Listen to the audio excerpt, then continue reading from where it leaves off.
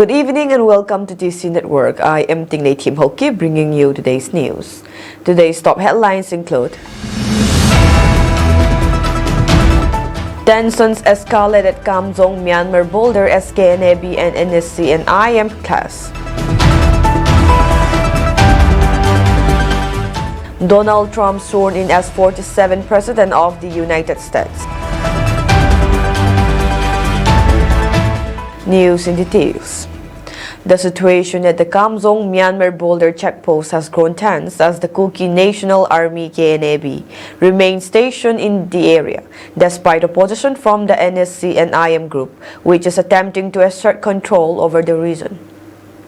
A highly placed reliable source said that recently, a confrontation took place between the two groups, though it has not escalated further. Authorities have urged the public to remain cautious and avoid spreading rumors or inciting panic. The reports indicate that KNAB has faced significant casualties, losing 40 members in Kachin State amid ongoing clashes. The Kachin people find themselves trapped between intense fighting, with KNAB at the forefront of the conflict. Helicopters and fighter jets have been frequently deployed, with KNAB being a key target. The National Socialist Council of Nagaland, NSC and IM, and the United National Liberation Front, UNLF, are also reported to be involved in the ongoing conflict, the source said. The source added that in Kachin State, around 80 military camps are operating, 2 of which were recently destroyed in skirmishes. The fighting continues to intensify, especially around Tamu, where KIA, KNAB, and People's Defense Force (PDF) forces are engaged in ongoing resistance efforts. Another source added that in Burma, the revolution remains ongoing, but internal divisions have emerged. Recently, some Zomi leaders initiated negotiations with the military junta, sparking debates about the potential renaming of the Chin State to Zomi State. This move has led to tensions within the Chin community, further complicating the situation. The source further said that severely significant locations have been destroyed, including San Army camps and Angchia military outposts, as well as a police station. At the same time, KNAB continues to operate strategically at the Kamjong, Myanmar border checkpost. The Indian Army is closely monitoring the situation, particularly in the Upper Sagang area, while there are indications that neighboring forces may escalate their operations. Authorities continue to emphasize the need for vigilance as the situation remains fluid and unpredictable.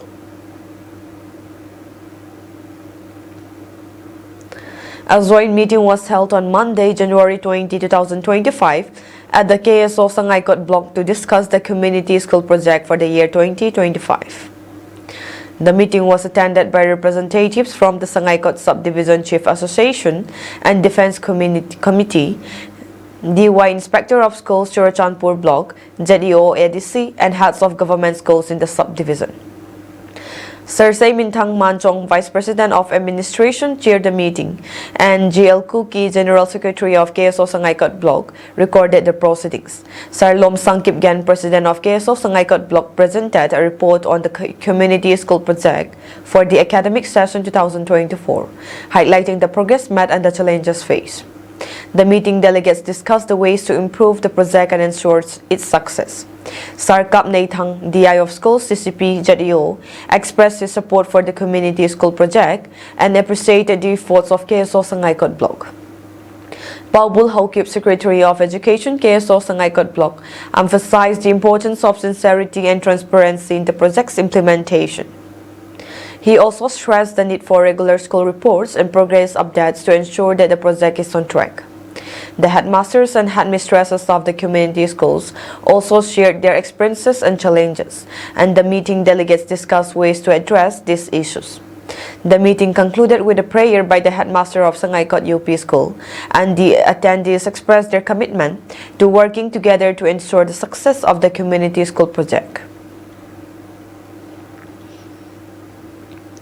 Today at 9 a.m., the District Administration of Churachandpur distributed relief materials to the Kuki IDPs, who are taking shelter in various relief camps at the Mini Secretariat Toibu. The relief materials included food items such as rice, dal, salt, and other essential commodities. The distribution of relief materials was carried out in the following areas: Tuibong SDO area, 47 relief centers with 7,307 beneficiaries received 407.49 bags of rice, 83.20 bags of dal, 51.30 tins of mustard oil, 83.50 bags of Nutrela, 23.57 bags of sugar, 714 tins of fish, and 21.05 bags of onion and 49.30 kilograms of tea leaves. Lamka SDO area, 32 relief centers with 5,607 beneficiaries received 312.52 bags of rice, 63.90 bags of dal, 39.40 tins of mustard oil, 64.10 bags of Nutrela, 17.70 bags of sugar, 544 tin fish, 15.99 kg of onion, and 37.50 kilograms of tea leaves. Sangaykot SDO area, 7 relief centers with 1,063 beneficiaries received 59.24 bags of rice, 12.20 bags of dal, 7.40 tins of mustard oil, 12.20 bags of Nutrela, 3.50 bags of sugar, 103 tin fish, 2.90 bags of onion, and 7.20 kilograms of tea leaves. Singat SDO area, 1 relief center with 946 beneficiaries received 52.80 bags of rice, 10.90 bags of dal, 6.80 tins of mustard oil, 10.90 bags of Nutrela, 3 bags of sugar, 93 tin fish, 2.70 bags of onion, and 6.40 kilograms of tea leaves. Sangaykot SDO area, 4 relief centers with 962 beneficiaries received 53.70 bags of rice, 11 bags of dal, 6.80 tins of mustard oil, 11 bags of Nutrela, 3.10 bags of sugar, 95 tin fish, 2.80 bags of onion, and 6.40 kilograms of tea leaves. In total, 86 relief centers with 50,885 beneficiaries received 885.75 bags of rice, 181.20 bags of dal, 111.70 tins of mustard oil, 181.70 bags of Nutrela, 50.87 bags of sugar, 1,549 tin fish, 45.44 bags of onion, and 106.80 kilograms of tea leaves. Since June 2023, the district administration has been providing relief materials to the IDPs, including food items, clothing, mosquito nets, sanitary pads, huggies, and other essential commodities. The relief materials are being distributed with the help of philanthropic organizations and CSOs, who are providing transportation and other support. The medical supplies are being provided by the CMO, and the water supply is being managed by the PHED. The Manipur government recognized 9 senior Assam police officials, including DGP Gyanendra Pratap Singh, for their contributions to training Manipur police recruits at their gaon. The recognition ceremony took place during Manipur Statehood Day celebration on January 21 at the 1st MR Parade Ground in Imphal. The honorees include 3 IPS officers, GP Singh, Special DGP Harmit Singh, and IGP Achilles Kumar Singh, along with other senior officers who oversee police training facilities in Deargaon, Assam. The officers received police medals and other commendations for their role in strengthening interstate police cooperation in the Northeast region. Notable among the recipients are Brigadier Retired Charandeep Singh, who served as special DIG training, and 3 commandants of the LBPA Deargaon, Abdul Qadir Arif, S.A. Samad Hussain, and Gaurav Kumar Agarwal. The recognition highlights the growing collaborations between police forces across northeastern states.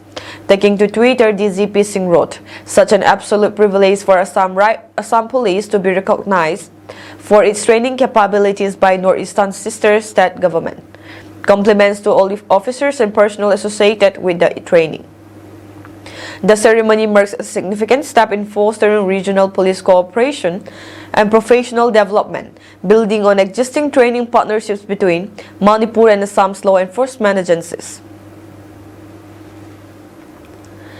Security forces arrested 4 members of Sorepa during a coordinated operation along the Indo-Myanmar border on January 19, marking a significant breakthrough in ongoing counter-insurgency efforts.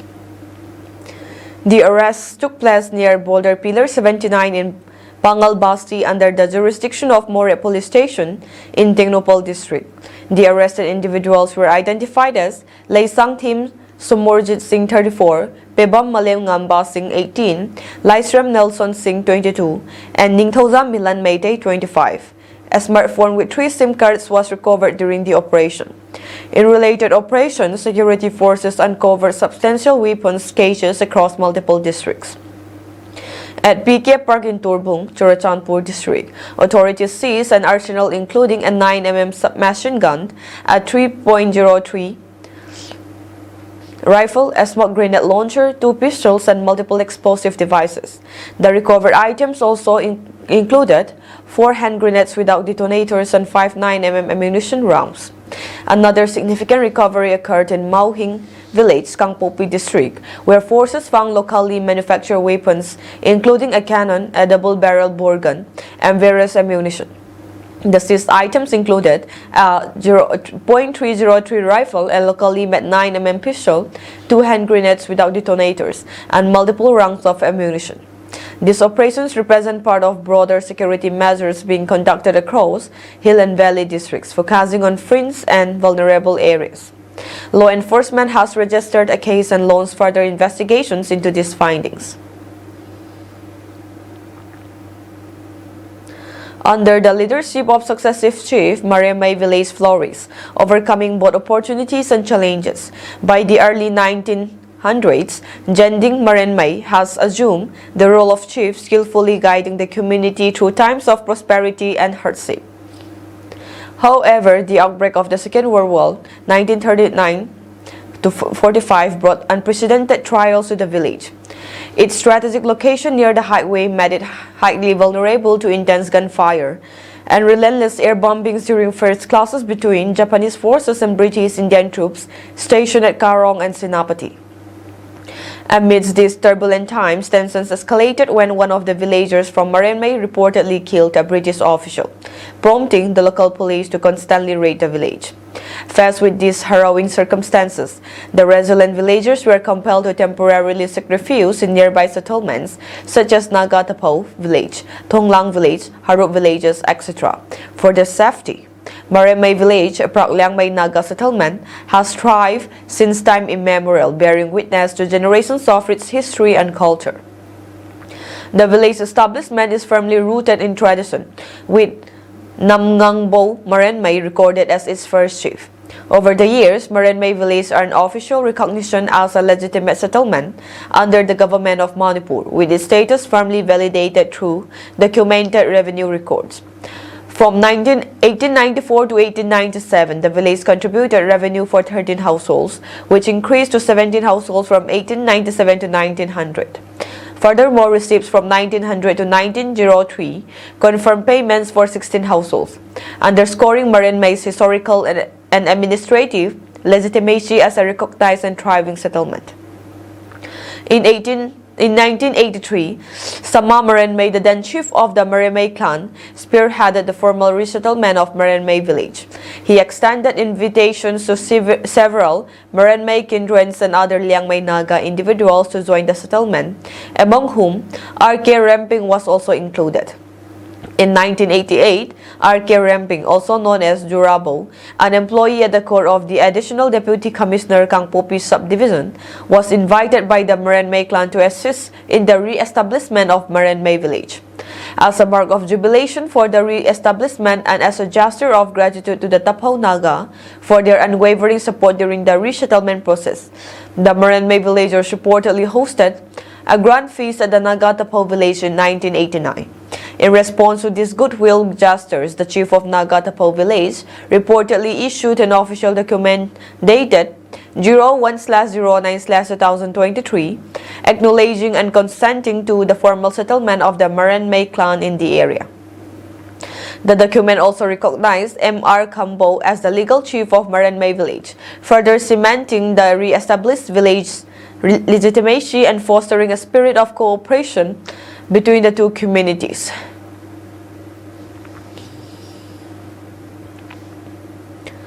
Mizoram government is moving forward with plans to transfer control of Lengpui Airport to the Indian Air Force IAF, a decision met during a cabinet meeting on October 16, 2024. The Working Committee on Lengpui Airport, led by Chairman TBC Lalvenchunga, is currently drafting a memorandum of agreement with the IAF. Under the proposed plan, the IAF will take responsibility for maintaining the airport's runway and air traffic control, while other aspects of the airport's management will remain under the jurisdiction of the state government. The Working Committee is expected to conduct detailed negotiations and submit a report within the next 3 months. This move has drawn significant criticism from various sectors. The NGO Coordination Committee, which represents key civil society groups in the state, issued a strong statement on August 9, 2023, opposing the handover. The committee, which includes organizations like CYMA, MHIP, MUP, MJP, and MSU, expressed concerns over losing control of what they consider one of Mizoram's most valuable resources. Political opposition has also been vocal. On January 17, Mizoram Pradesh Congress Committee President Lal Thanjara criticized the government's decision, highlighting the financial struggles the state is facing. The current government has a debt of over rupees 3,000 crores, and last year alone they borrowed rupees 3,393 crores. It is unfortunate that they are planning to hand over Lengpui Airport, a facility that was built with rupees 979 crores from the Congress Ministry, to the IAF, he said. As the government prepares to proceed with the handover, the controversy surrounding the decision continue to grow, with both political parties and NGOs calling for a reassessment of the plan. As many as 6 people, including 4 women police personnel, were injured today in a clash between police and villagers protesting against the alleged decision of the Dorbar's Nok Village Council to allot land for constructing a school by the Ramakrishna Mission at Mokniro village. The unrest prompted the East Khasi Hills District Administration to immediately impose a curfew to prevent further deterioration of law and order in the area. In an official order, Deputy Commissioner R.M. Kurba stated, "In exercise of the powers conferred upon me under Section 163B NSS, I do hereby promulgate curfew in the above cited Mon Kinriu village with immediate effect till further orders. Areas to be under curfew: Mon Kinriu village under Mandantring village station, East Khasi Hills district." The Deputy Commissioner clarified that the curfew was imposed following reports of vandalism and destruction of property at the Ramakrishna Mission School in Mon Kinriu. These activities are likely to continue with every likelihood of causing serious breach of peace and tranquility and may lead to loss of life and property, she said in the order. The clash erupted when residents from Mon Lind and Mon Kinriu villages, including both men and women, gathered in large numbers to protest the village council's decision to allocate the disputed land. The protesters claimed that the land had previously been allotted to the Mon Kinriu Sports Club for use as a playground and alleged that the reallocation to the Ramakrishna Mission was done without their knowledge or consent. As tensions escalated, protesters attempted to forcibly enter the construction site, leading to a confrontation with police and a magistrate present at the scene. To disperse the agitated crowd, police resorted to lathi charges and fired tear gas shells. Despite these measures, the protesters continued their agitation, resulting in injuries to 6 individuals. East Khasi Hills Superintendent of Police Vivek Sim confirmed that 4 women police personnel and 2 members of the public were injured during the clash. The situation is being brought under control, he said, adding that an additional platoon of police has been deployed at the construction site to ensure peace and order.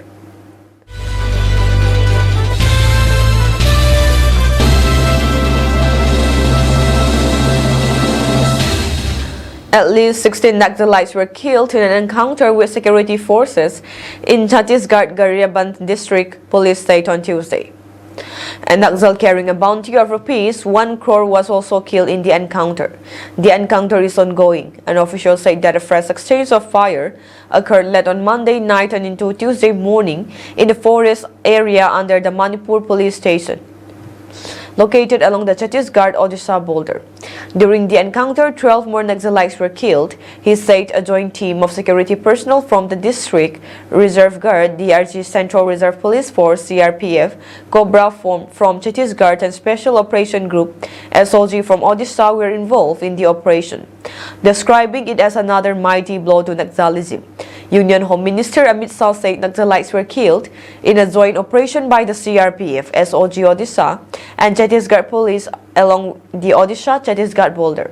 He said that with the resolve of a Naxal-free India and joint force of security forces, Naxalism is breathing its last today. Another mighty blow to Naxalism, our security forces achieved major success towards building a Naxal-free Bharat. The CRPF, SOG Odisha and Chhattisgarh Police neutralized 14 Naxalites in a joint operation along the Odisha-Chhattisgarh border, Shah wrote on X. Earlier on Monday, 2 women Naxalites were killed and 1 personnel of the CRPF Elite Commando Battalion for Resolute Action was injured during an encounter between security forces and ultras in Chhattisgarh Garhyaban district, a police official said. The Cobra Commando's injury is superficial, he added. The encounter occurred in a forest under main exchange of Furor police station limits along the Chhattisgarh-Odisha border during an anti-Naxal operation by security personnel, Garhyaban Superintendent of Police Nikhil Rakecha said.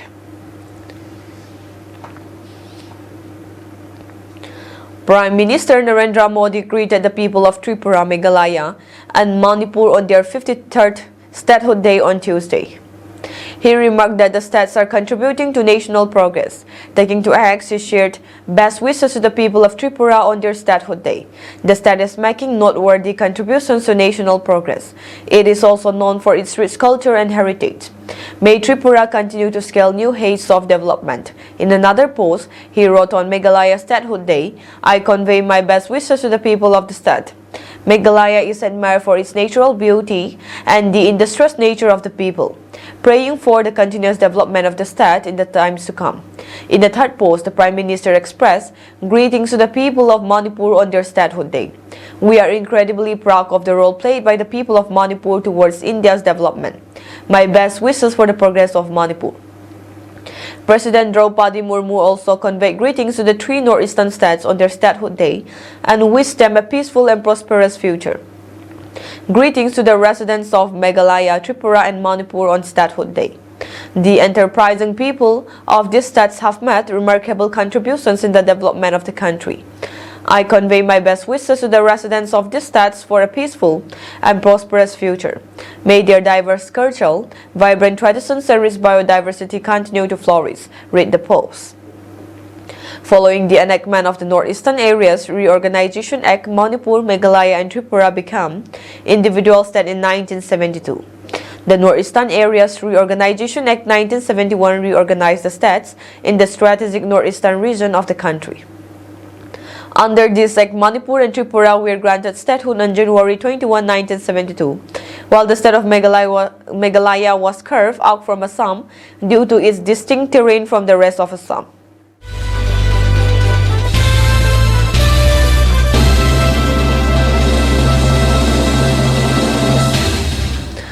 Donald Trump was sworn in as the 47th President of the United States on Monday, January 2020, marking its historic return to the White House.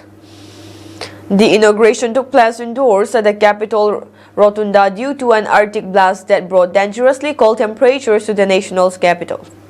Trump took the oath of office administered by Chief Justice John Roberts using both a family Bible and a President Abraham Lincoln's Bible. Vice President J.D. Vance was sworn in earlier by Justice Brett Kavanaugh holding a family heirloom Bible. Former presidents and vice presidents attend inauguration.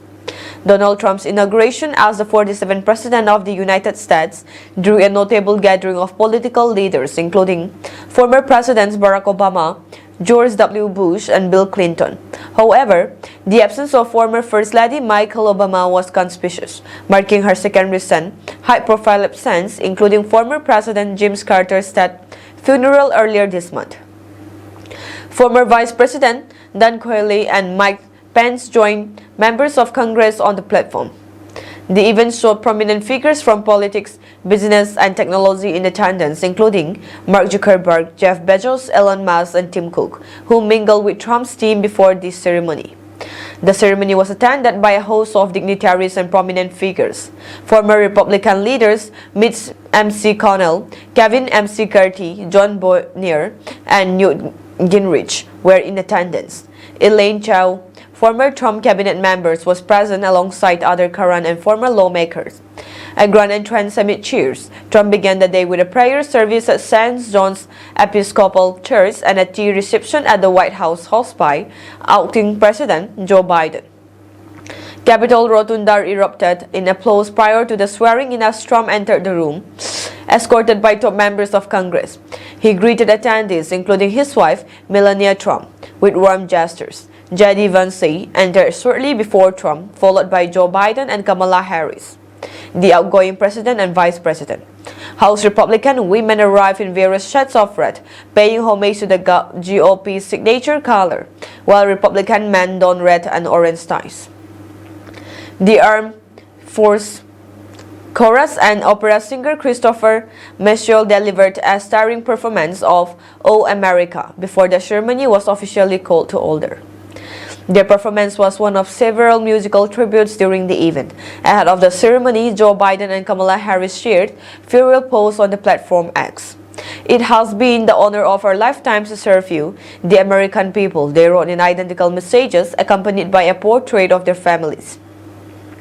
Trump's return to the presidency marks a significant chapter in American history. His inauguration sets the stage for a new term focused on his vision for renewed greatness and American first policies.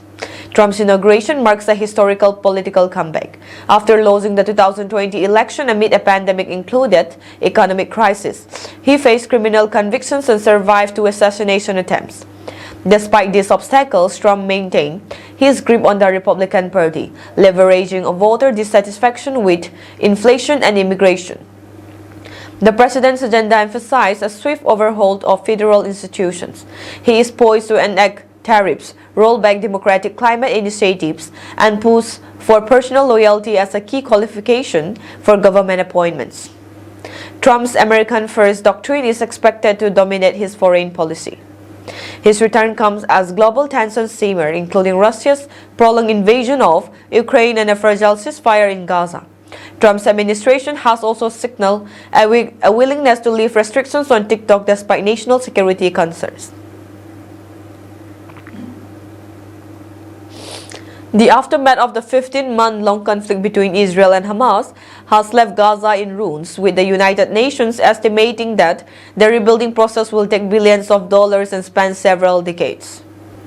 The damage, both physical and psychological, is staggering, as entire neighborhoods and vital infrastructure lay in shambles. This destruction, triggered by a Hamas attack on Israel in October 2023, has had profound humanitarian consequences, and recovery remains uncertain. Long-term effort. The scale of the destruction in Gaza is overwhelming.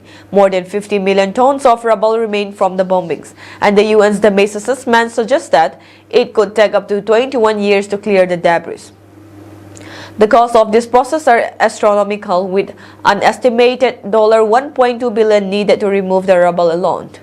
The wreckage may contain hazardous materials like asbestos, as well as human remains. Tens of thousands are still missing beneath the wreckage, while entire families search desperately for loved ones in the rubble. Refugees from areas like Jabalia, where the largest refugee camp in Gaza once stood, are facing unimaginable grief. For people like Dua al-Khalidi, who lost multiple family members, the conflict has torn not just their homes, but their futures apart. Jabalia was a central site of fighting, with over 4,000 Palestinians dying in Israel's military operations. Rebuilding Gaza will be an incredibly slow process. According to UN estimates, 2/3 of the buildings in Gaza have been destroyed or heavily damaged. This includes over 170,000 homes, leaving more than 1.8 million people in need of emergency shelter. Over the next decade, Gaza will continue to struggle with the devastation that will take at least until 2040 to rebuild. The scale of the destruction means that Gaza's development has been set back by nearly 70 years, and the efforts to restore its infrastructure is expected to last far longer than the conflict itself. The war has devastated Gaza's infrastructure with an estimated $18.5 billion in damage. Roads, schools, hospitals, and essential services have been ravaged. The destruction of 68% of Gaza's road network and the near-total destruction of its water sources has left the region in an acute state of crisis. In addition, the destruction of over 200 government buildings, nearly 140 educational institutions, and hundreds of religious sites has compounded the region's struggles. In Gaza City, the damage is especially severe, with neighborhoods that once housed vibrant communities now reduced to ghost towns. Beyond homes and buildings, the war has decimated Gaza's agricultural land, a crucial source of sustenance for the population. More than half of Gaza's farmland has been destroyed, including orchards, crops, and livestock. The UN's Food and Agricultural Organization reported the loss of nearly all the sheep in the region and significant losses in the cattle numbers. With hunger already widespread, this destruction leaves the population with limited resources to feed themselves, and the long-term impact on food security is a growing concern. That is all for today's news, and have a pleasant evening ahead.